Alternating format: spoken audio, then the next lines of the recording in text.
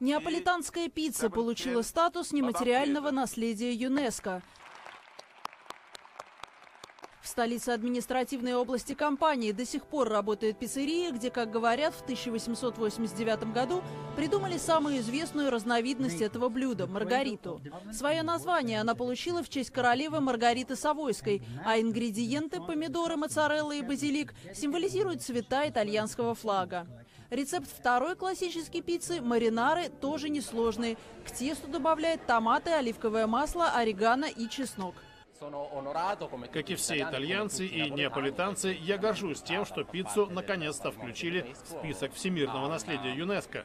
Ведь это блюдо с многовековой историей. Итальянские пиццайоло, так называют поваров, которые специализируются на приготовлении блюда, очень ревностно относятся к точности первоначальных рецептов. Они надеются, что статус всемирного наследия избавит пиццу от таких ингредиентов, как ананас или шоколадная стружка, которые добавляют современные кулинары из других стран.